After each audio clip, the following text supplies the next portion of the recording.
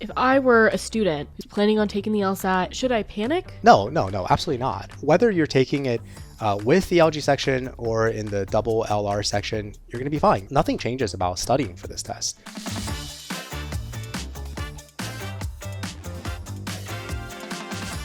All right, everyone, welcome to the 7Sage LSAT podcast. My name is Henry Ewing. I'm joined with my co-host, Aastha Sinha, and today we are also joined by, I'll let you introduce yourself. I'm Joe Ping at your service. And the man himself. The founder of 7Sage. The founder of 7Sage. That's right. A local celebrity, if you will. We have brought JY onto the episode today because, if you haven't already heard, the LSAC has announced a pretty major change on the LSAT coming up in August of 2024. So not something that's going to happen today, not something that's going to happen tomorrow, but a couple months from now, we're going to see the logic game section of the LSAT go away completely and be replaced by a second LR section. So we wanted to bring JY on today to talk about what that change means, what 7Sage has been doing to prepare for it, what you can do to prepare for it, and just make sure we're all on the same page as a pretty fundamental aspect of the LSAT goes away. Well, JY, let me ask you this. What was your initial reaction when you heard the news about logic games going away? I think like a lot of people, there was surprise. We, of course, have known about something happening to the logic games for years. I just didn't personally expect them to drop logic games entirely. Partially because it's not what they said they would do, right? They said they're going to replace it with something. But they decided to just drop it. Okay, so they did.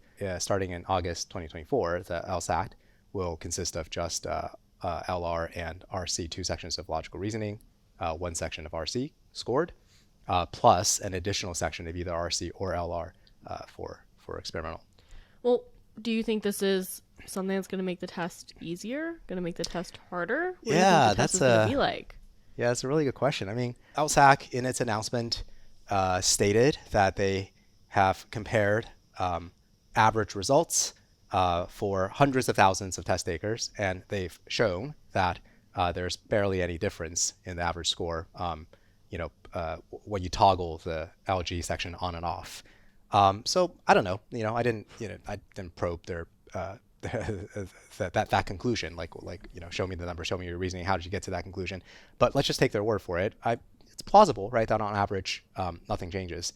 But I think for any individual student, it really depends. Are you good at LG? Or are you not good at LG?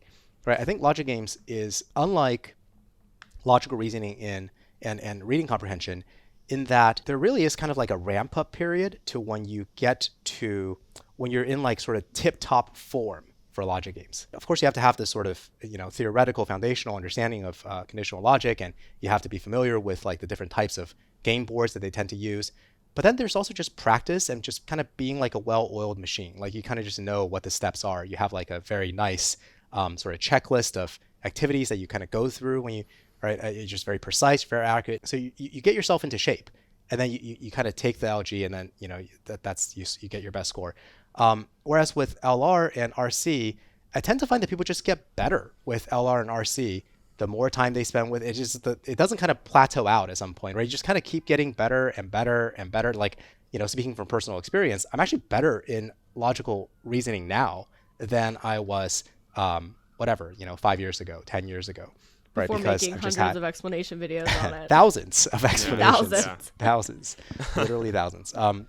Whereas for logic games, every time a new logic game section comes out, I have to get back into shape. I have to be like, if I take this section right now, I'm not going to do that well because I've forgotten all of these habits, right? For example, like double check, there's certain things that I say to do to make sure you don't misread the rules. These are things that I came up with because they're mistakes that I made, and they're mistakes I will make again because I'm out of practice. So I would like print out old sections of LG, take them, review them, make mistakes, watch my home videos, and like kind of like remind me, oh, right, that's right. Yeah, you're supposed to do this. And the reason you made a mistake is this. I had to get back into shape before I attempt the new LG section. It's different for LR. Is just kind of different. LR, I can kind of just take a cold, and I've just gotten better at it. I get the feeling that a lot of students who study for this test for a long time kind of feel that way. So I think for any individual student, you just got to ask yourself, like, what's your relationship with logic games, right? Like, do you find it fun, right? I would say, for everyone who's studying for the LSAT now, the big decision is whether you want to take it with the LG or without the LG. I think that decision ought to turn on how well you can study for the LG. So practice, right? Try it. Give it a good 4 to 6 weeks, foolproof LG. See how much progress you can make. Compare your performance on that section against your performance on LR. If you see that you're making good progress, if you see that you're doing better, if you see that you're having more fun studying for this, then try to take this, try to take the LSAT with the LG section. If you hate every moment of it, you're not making that much progress, right? Like you just don't do that well, then wait, right? Like start studying for LR, start studying for RC. Those sections take longer to improve anyway, so you have plenty of runway until you get to the August test. So I think for any given individual, whether it's harder or easier, it really depends. Yeah. I think one of the things that I've noticed with LG is that for the top test takers, I feel like LG is a little too easy.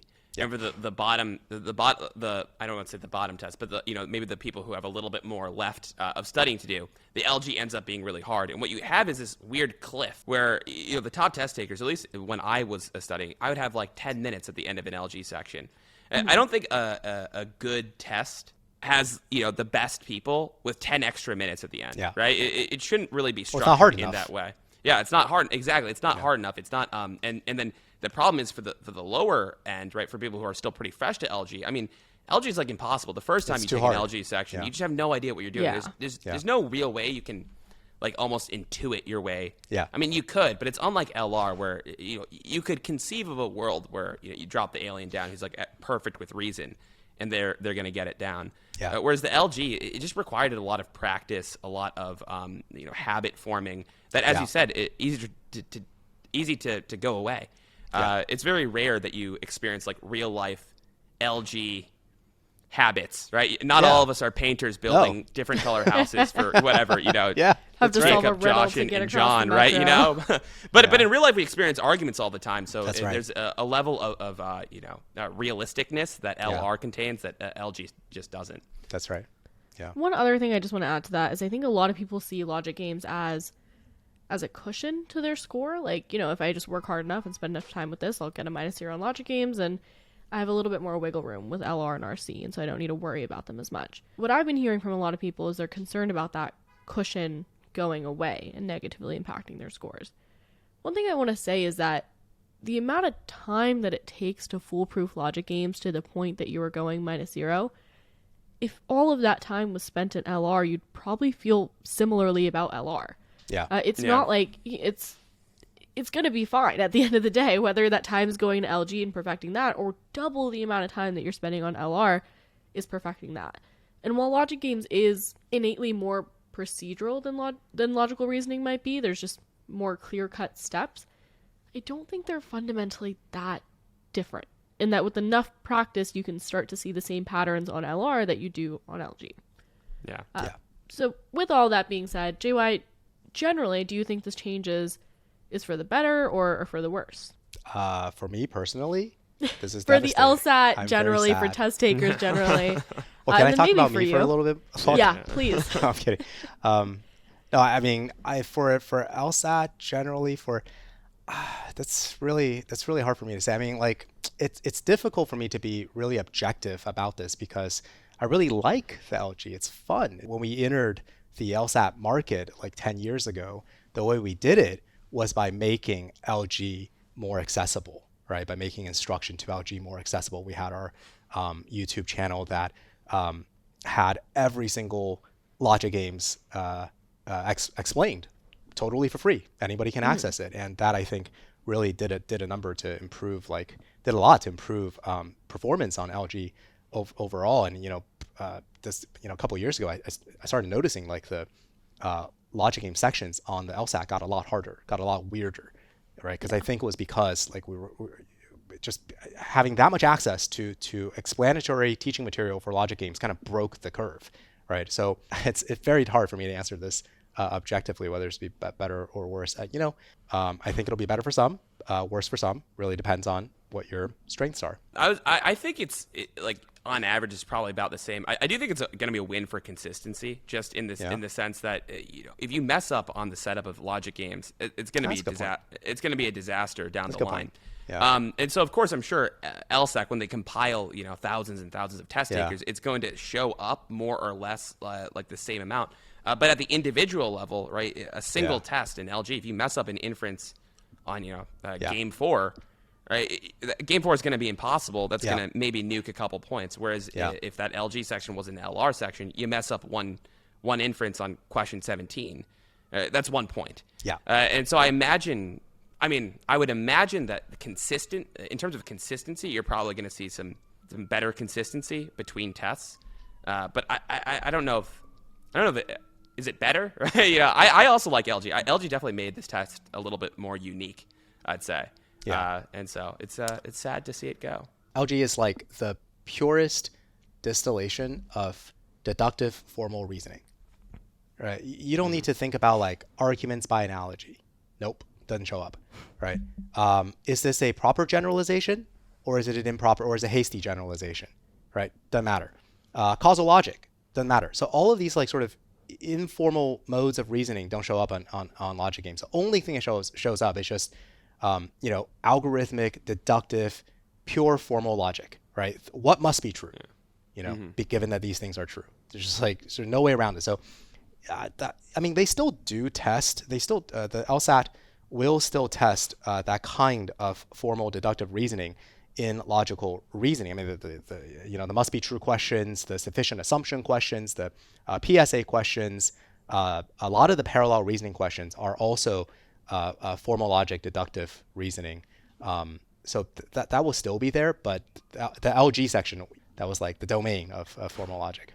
I do think when talking about whether this is for the better or for the worse, I do think there, as much as I'll miss logic games too, for the sake of accessibility, right, and accommodating students who are blind or visually impaired, if this helps even a few of those students have a better chance of going into law school, I think that in and of itself is good reason for logic games to go away. So as an instructor and as a tutor, it is upsetting, but for the sake of accessibility, I think it is a really good step forward. Now, I do want to go back for a second and talk about how this change impacts you, JY, and how you feel about it because of 7Sage, right? I know Logic Games has been on the chopping block for a little bit. I know we've been preparing for this, but what has 7Sage been doing to kind of respond to this change?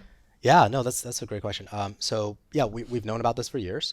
Again, it's I think about it's like how when I teach logical reasoning, I'm like, you can almost certainly predict the contours of the right answer choice, but never the specific wording, or rarely can you predict the specific wording of the correct answer choice. I kind of feel like it's like that situation. We knew logic games, something was going to happen to logic games. We didn't know specifically what would happen. We all thought that they were field experimenting with a different type of section that's kind of similar to logic games, but not really. So we didn't expect them to just drop it entirely. But we have been preparing for this for years.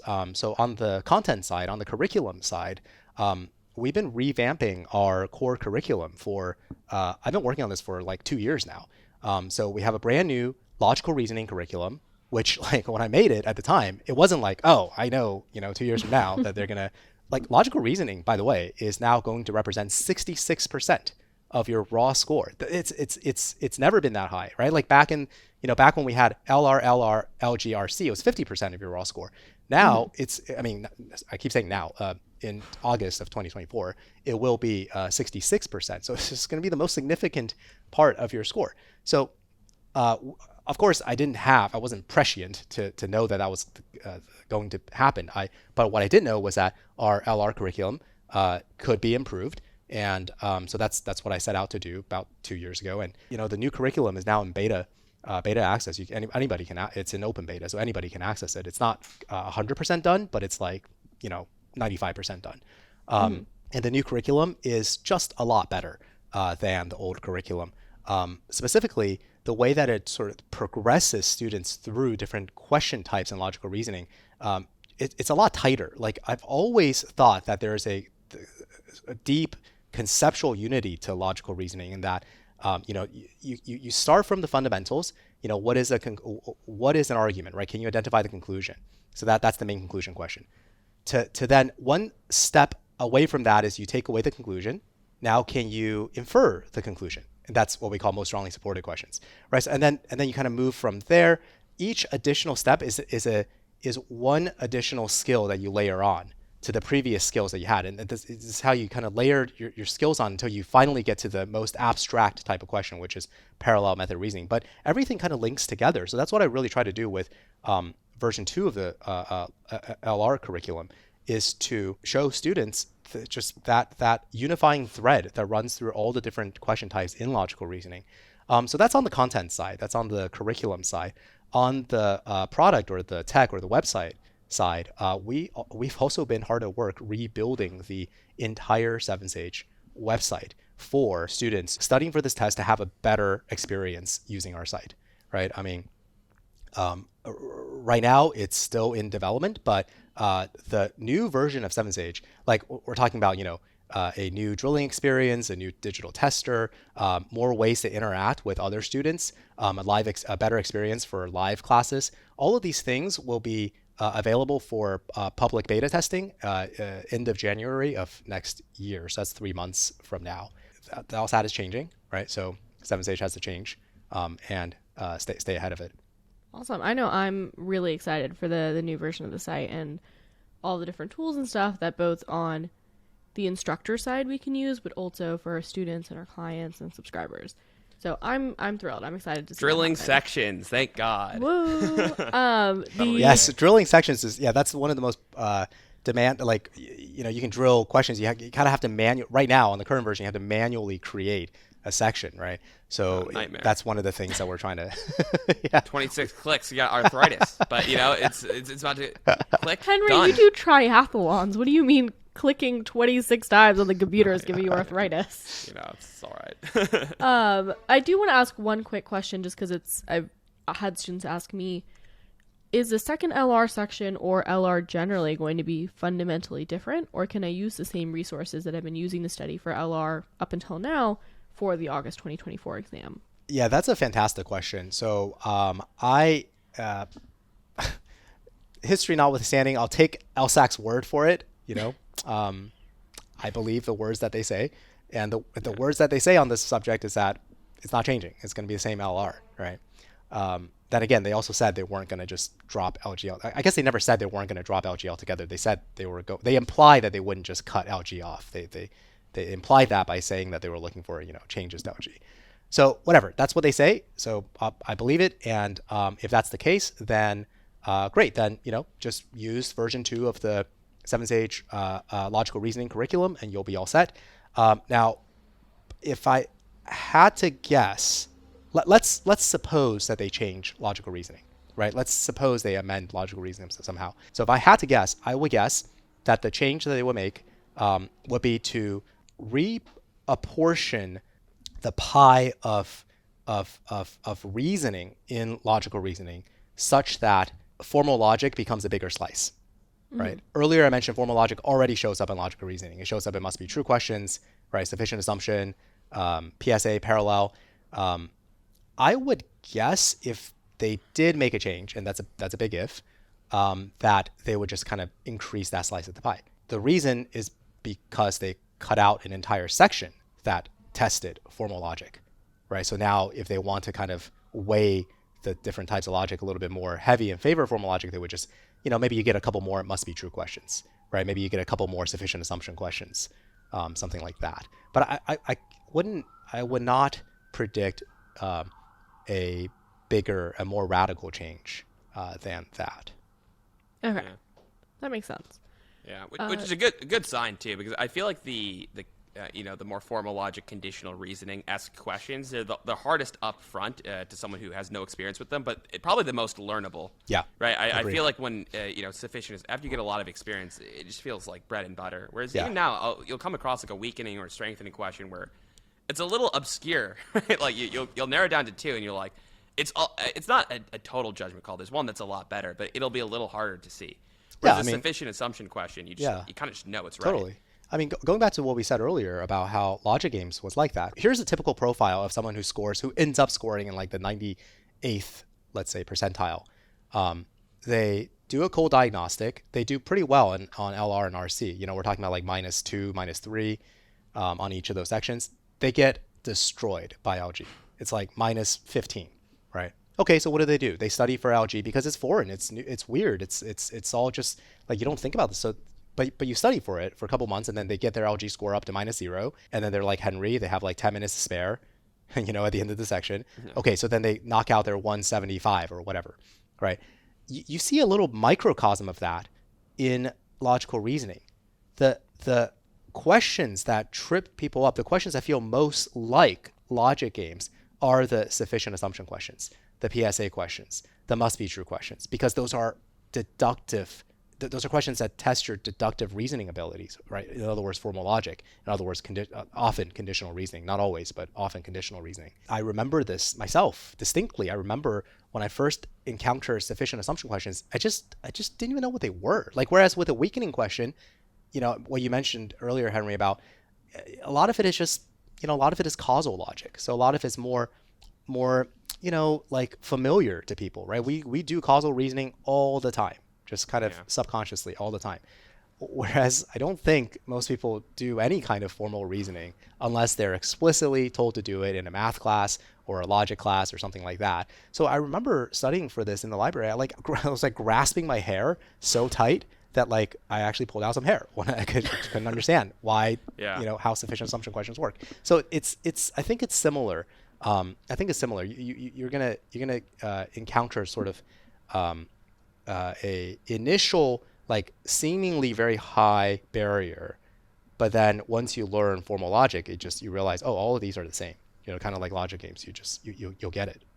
Yeah, it's definitely one of the things that, like, tutoring, and you're getting exposed to someone who's fresh on their studying path, and you look at a sufficient assumption question. Yeah. You don't even really know the star level. It's like 4-star, 5-star. You're like, this is like a 1-star question. How does anyone get this wrong? And then you realize, well, it's like, well, there's a huge shift that occurs at a certain point in studying where you start like looking at things in terms of conditional reasoning. It just starts to make sense. Yeah. And that light bulb happens, and as you said, it's like a cliff that just happens, where all of a sudden it's just like, man, it felt impossible, and all of a sudden it's just like, oh, well, how could it be any other answer? Right. And then you look at the distribution on how people pick, and you're like, oh my god, wow, that's remarkable.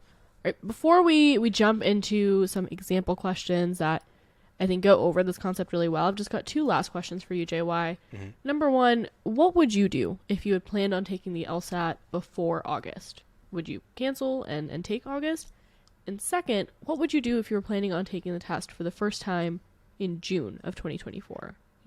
Okay, I'll take that second. I'll take that second question first. I think it's pretty easy. I don't think you should take your first test in June, right? I don't think you should, because you're not leaving yourself. I mean, maybe I'm putting this too severely. I was going to say you're not leaving yourself a plan B, but that's putting it a little too severely. Your plan B is just significantly different from your plan A, right? Like, let's say you take your first LSAT in June. Okay, I mean, in the happy world, you get the score you want, you're done, right? But of course, you have to plan for the unhappy world where you don't get the score that you want. Then what? Then your only recourse is to take subsequent administrations. All the subsequent administrations after June don't have logic games anymore, which means how much time did you spend studying? It's now going to be worth nothing, right? So that's what happens when you take June. It's not like a guaranteed bad outcome. It's just, you're going to have to bet that you land in the happy world. So that's the second question. I probably wouldn't plan for my very first LSAT to be the June. Now the first question you asked me what I would do. I fit that profile where logic games, cold diagnostic, I don't know what it was. It was like something abysmal, right?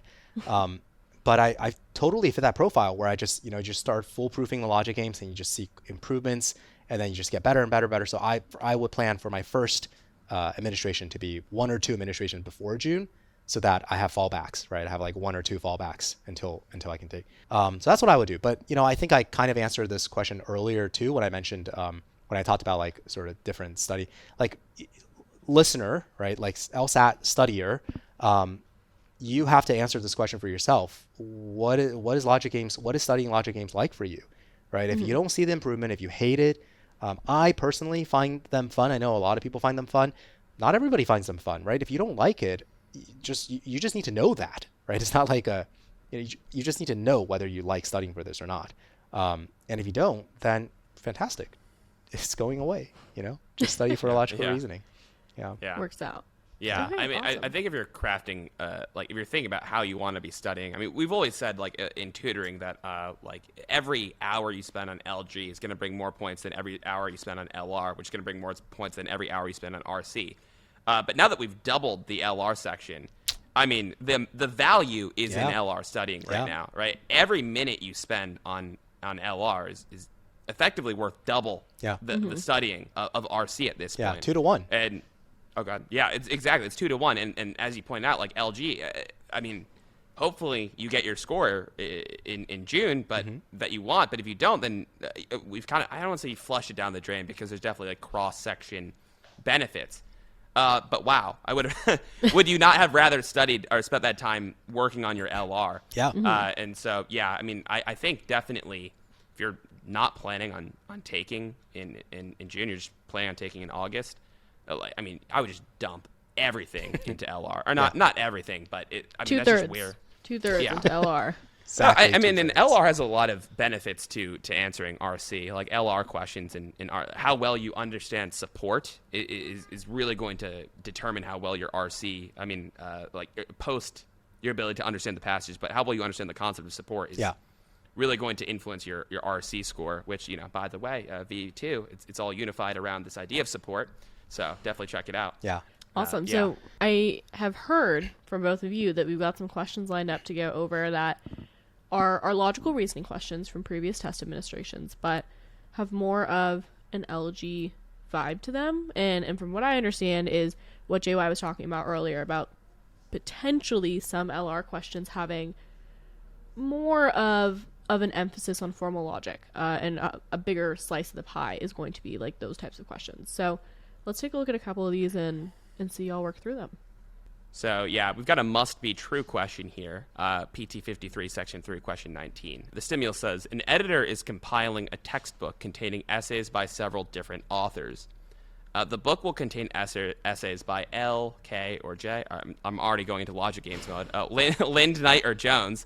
But it will not contain essays by all three.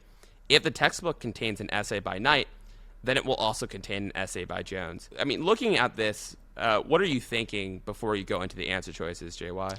I'm thinking if I'm in the wrong section, because this reads just like a logic game. I mean, it's a lot shorter, right? Like here we have 3 game pieces, Lind, Knight, and Jones, LKJ.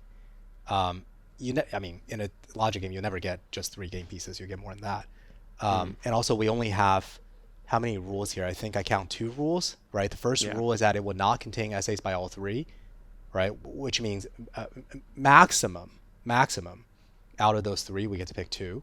So that's one. That's your first rule. The second rule is a conditional rule, right? If K is in, it's in out game. If K is in, then you're also going to have J with it. K brings J with it, right? So that's it. Those are the 0. So it's like a miniature logic game.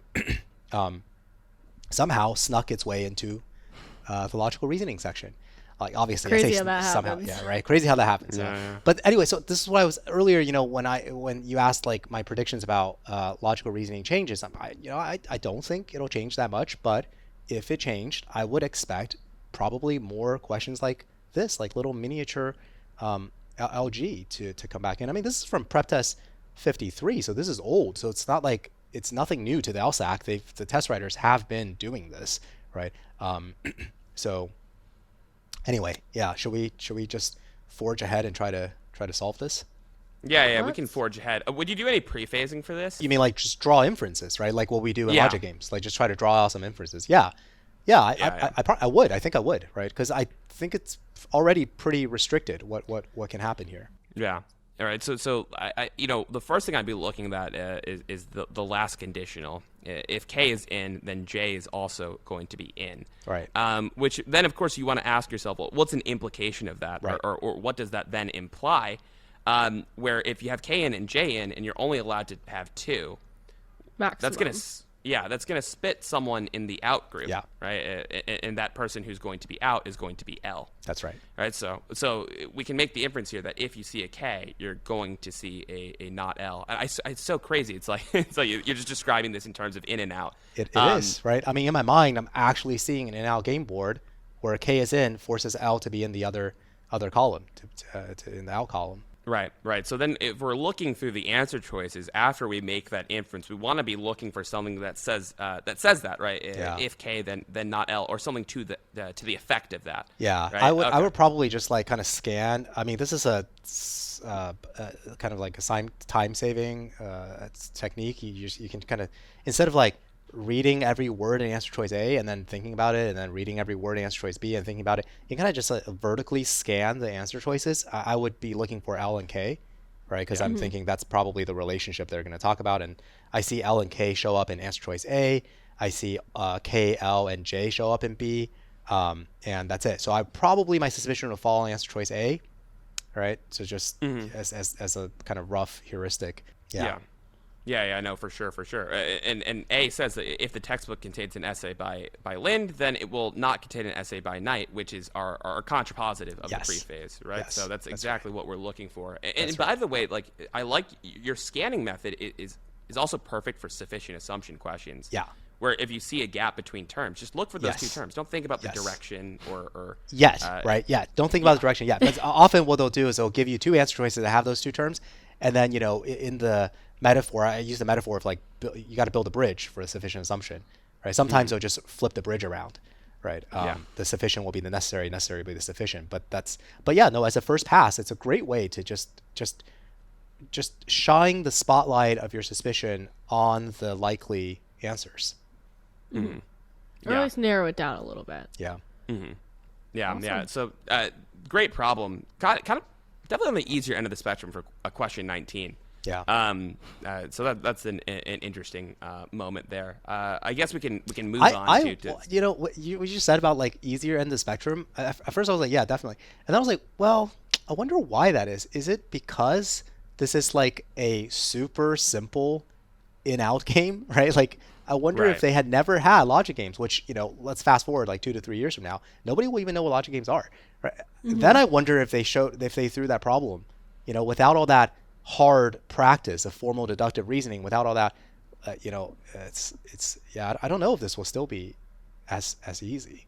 Yeah, I'm sure if you stuck this question in front of like a layperson who has never done anything LSAT related, they're going to have a lot of trouble with this, right? You're not going to be able to do this. Whereas, stick a 4-star weakening question in front of someone. You might be able to you'd get a decent, not a lot, but you'd probably get a decent amount of people compared to a 2-star must be true, right? You might see like similar numbers of correct answers. Yeah. So, also in and out games are just, I don't want to say that they're, once the in and out clicks, I feel that bad. We're talking about like a dead person here, in and out games were so great. Person. Once they clicked, they were so nice, But I will say though, I think being able to understand this question and get it right quickly isn't necessarily dependent on seeing it as an in and out game, as much as it's dependent on seeing the conditional logic. Yeah.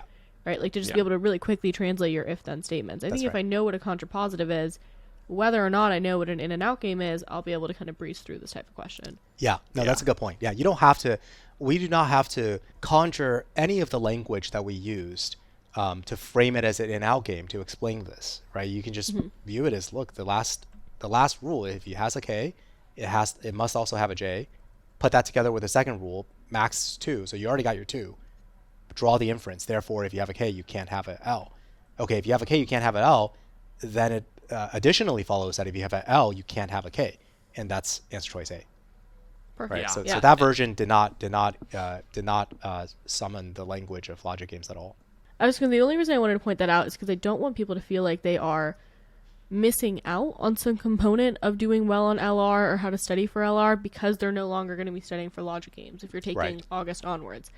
You can still do just as well by understanding the foundational things that our curriculum and many curriculums still go over independent of logic games. Yeah, that's a good point.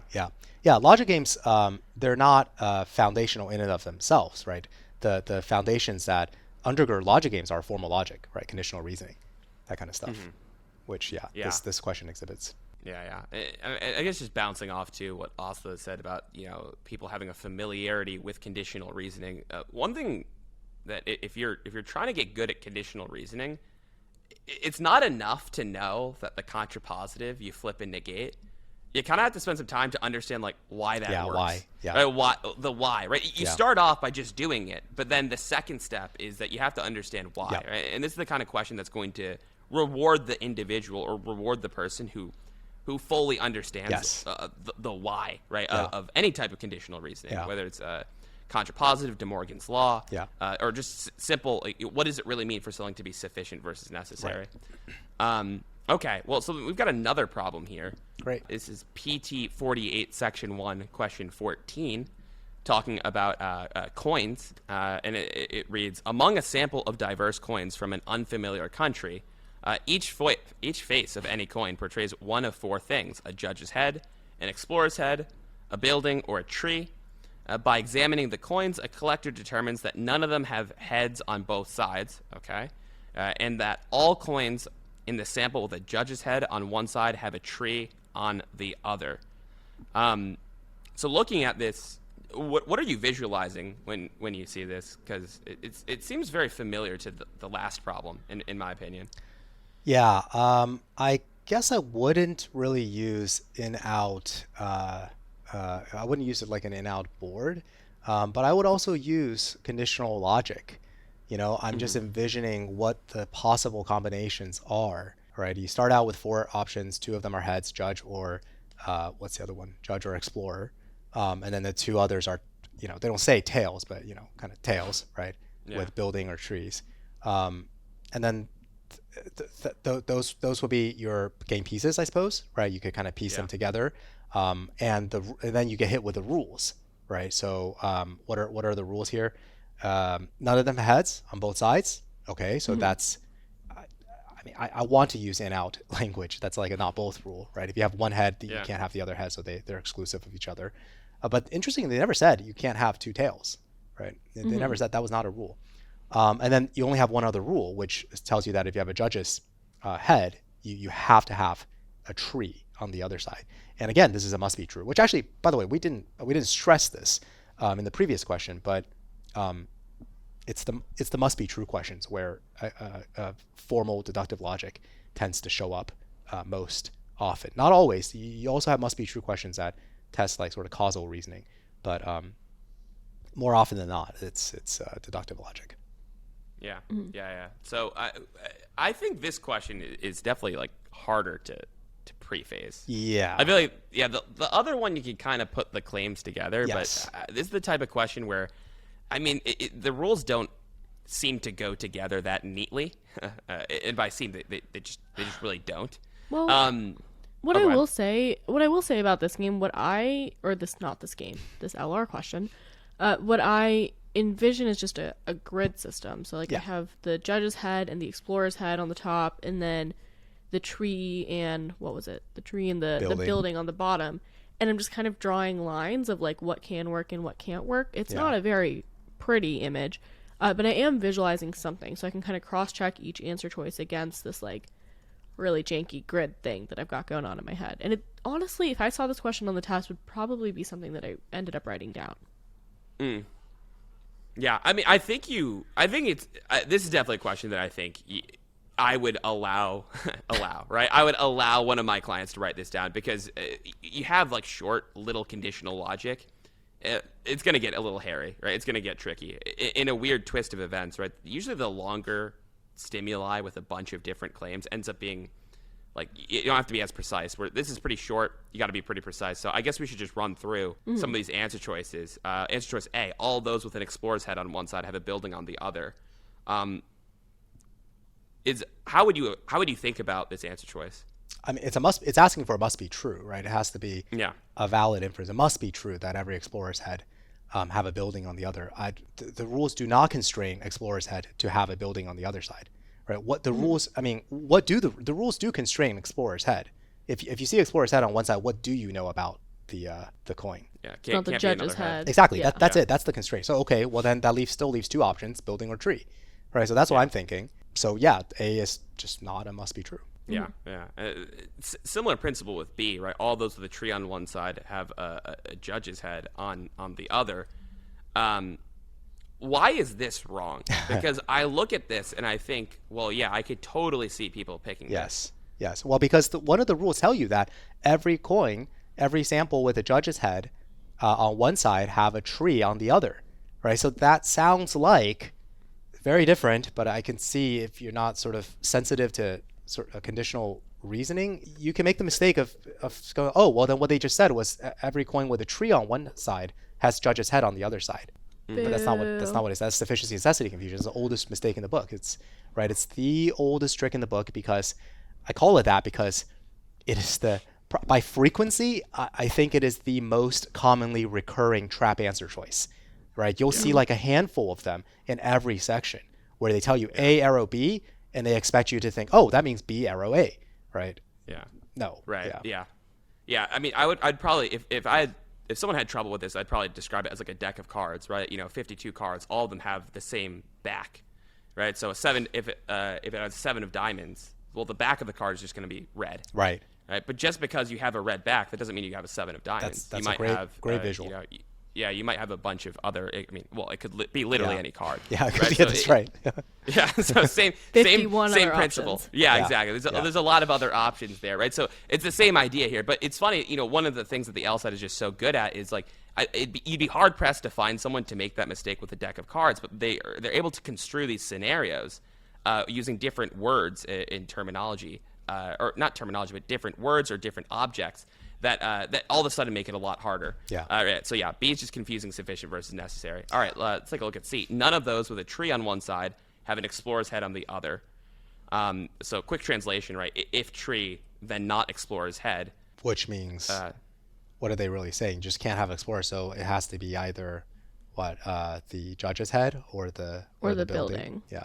As we pointed out with B, right? There's no limits with the trees. Yeah. So you could have a tree, and trees have no limits right here, Yeah. right? So trees have no limits. You could have a tree, and then every other coin face could, or the other side could be anything else. Right. Not constrained. Yeah. Not constrained. Yeah, So very similar to B, right? B is also trying to constrain what the other side of the tree face could be, right? And C is trying to do the same, but it's just And then we have D. None of those with a building on one side have a judge's head on the other, right? So translation here, if building, then not judge's head.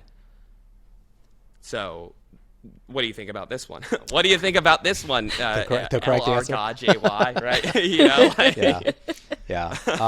We mentioned that we could. Well, this is the correct answer, but we mentioned earlier that we couldn't really draw any deductive. Well, it's not that we couldn't draw any deductive valid inferences when we were looking just at the stimulus. Is that I think it was that there were just too many to be drawn. It's like too many things are possible here.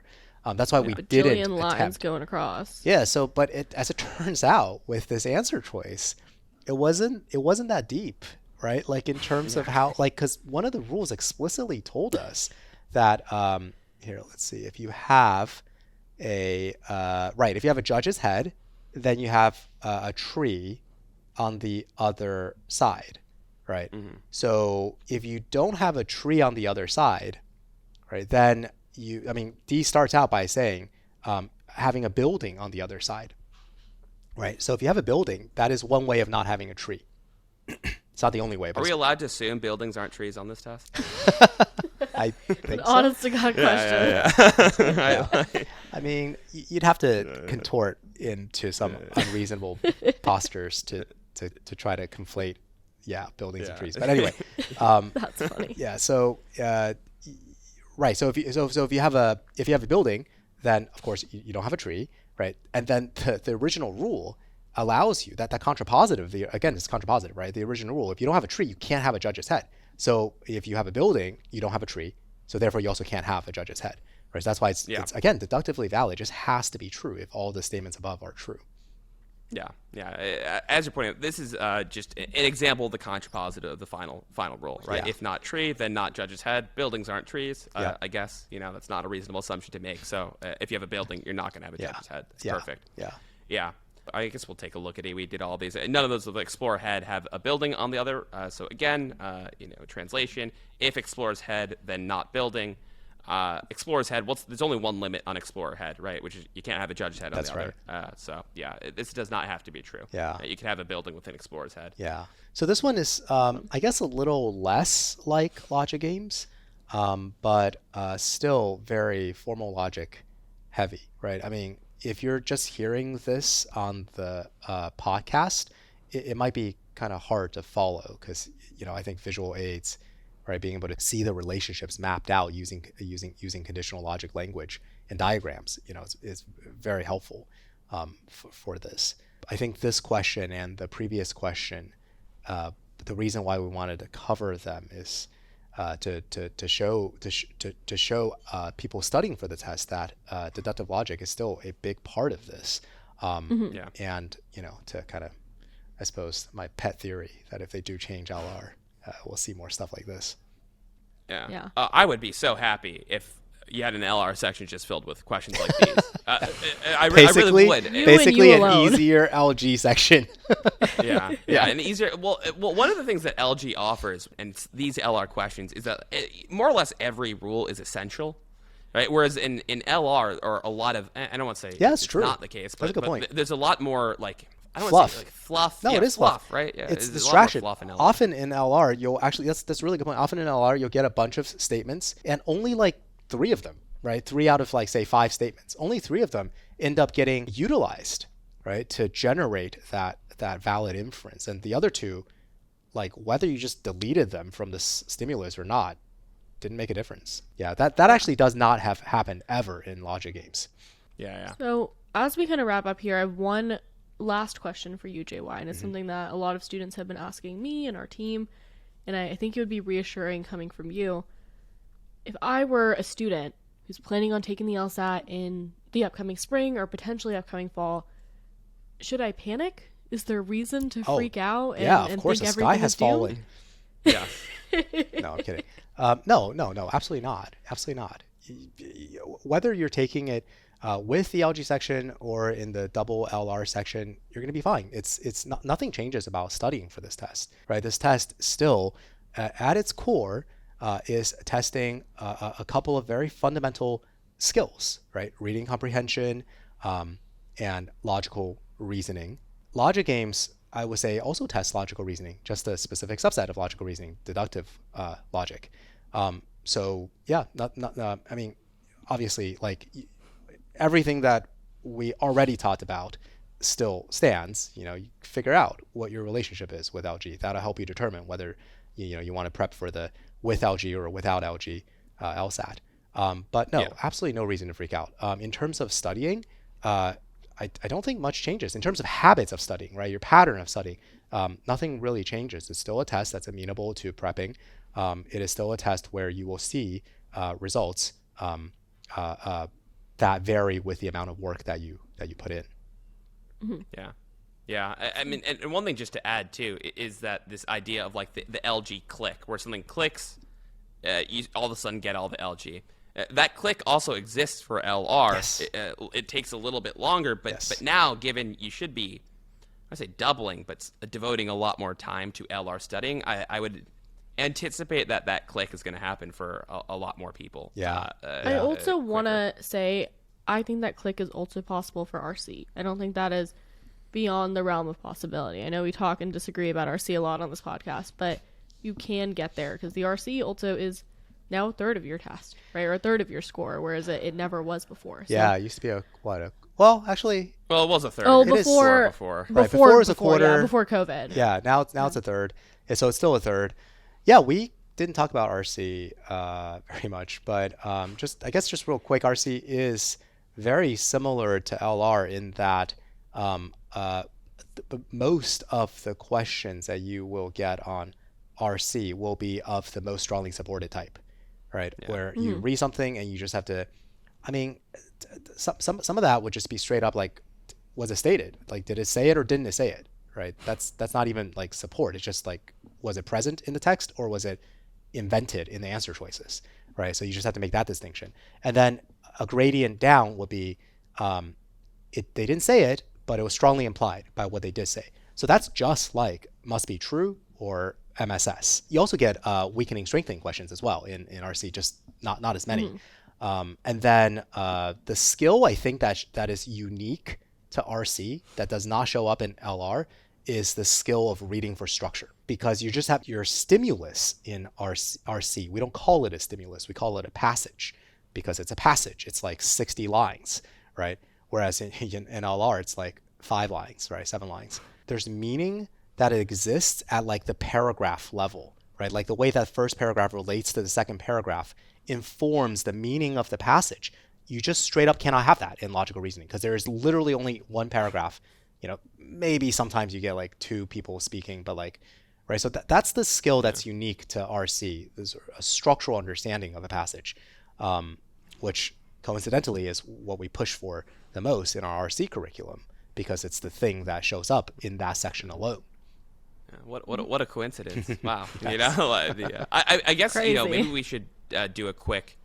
I know that's not in the immediate. Well, it is in the immediate pipeline, but it may be on in terms of like rolling off the assembly line. It's not going to be as soon. But I know that we're adjusting the RC component of the core curriculum too. Right. Yes. If you want to explore, just give a little preview Sure. or talk a little bit about Yeah, totally. what's up totally. with that. Well, let me just start by talking about the current version of the RC curriculum. It already emphasized what I just said, which is structural reading, right? We say low resolution summaries as a way to kind of get at that idea of reading for the structure of the passage. So that's already present. What will be added in the refreshed version of the RC curriculum will be an organization of the RC passages by its structure. So for example, here's a very commonly recurring structure in reading comp. You will start out with some conventional explanation of some part of the world, right? Like maybe whatever discipline it might be. It might be astrophysics. It might be plate tectonics. You'll just have some conventional explanation, and then you'll in the next paragraph you'll get hit with like some observation or some experimental result that just does not conform to it's not what the conventional explanation would have predicted. So then now what? Now the passage can go in a number of different ways, but often what it does is starts exploring alternative hypotheses or alternative explanations to sort of bring that back together. So that's a very commonly recurring pattern that we see in passages. So I want students to read for that kind of pattern, right? As opposed to read for, oh, this is a science passage. Oh, I don't do so well with science passages. Oh, this is an arts passage. I don't do so well with arts passages. I mean, I feel like that's true as such like a coarse grain of analysis. That's true as such like a fuzzy level, right? I think the more accurate way to say something like that is like, I have trouble with passages that take on this reasoning structure, right? And that type of passage may be an economics passage. It may be an arts passage, right? It may be a literature passage or whatever, but it's that reasoning structure that's challenging. So it's not so much the topic. Now, understand like topic is probably the easiest way it's the most salient aspect perhaps of the passage. You just read a passage, oh, this is about technology. Oh, this is about, law, right? So this is a law passage. Yeah, but some law passages have more in common in its reasoning structure with, say, an economics passage than it does with some other law passage. So I think, it's an opportunity missed to not think about passages at that structural level and how the structure of its reasoning is repetitive, right? And you can learn to see these patterns. Yeah. So it's like the science passages tend to lend themselves more often than not to that structure. What you're talking about, yes. right? You have a phenomenon that seems to go against conventional theory, and then an explanation of that. So what I'm hearing you say is that people who say they don't like science might be confusing correlation with causation. God. No, JY, don't no. laugh. That? Don't encourage me here. Awesome. Yeah, no, that's great. Yeah, I'm definitely excited for that Right. and the ability to run through the tags and go through at least a little more structure based. Be more useful for studiers too, right? I totally agree. I think it's like right now, if you want to drill RC, you got to drill by like say science passages, right, or arts passages or whatever. But it's like that's not exactly the best way, right? You rather drill by like, you mentioned science passages earlier. Not all science passages are like that. A lot of science passages have this alternative structure where they just basically tell you about a great scientist that you probably have never heard of, right? And they're like, this is what they did. It's just very expository. Just kind of run through like, here's their mini potted like bio/achievements, and that's that. And so that's more like, and then you'll have another passage that's like, about an artist who's also in that format. So those two passages have more in common with each other, right, than they do with, other passages that share that subject matter. Well, awesome, JY. Thank you for taking the time to not only talk to us today, but talk to our listeners, reassure our listeners that the sky is not falling and everything's going to be okay despite this change. Everything's going to be okay. And see, I think that'll be comforting for a lot of people to hear. Awesome. Well, that brings us to the end of today's episode. Thank you again, JY, and for everybody listening, whether you're taking before August or after August, best of luck. Happy studying. Thank you both. All right. Bye-bye.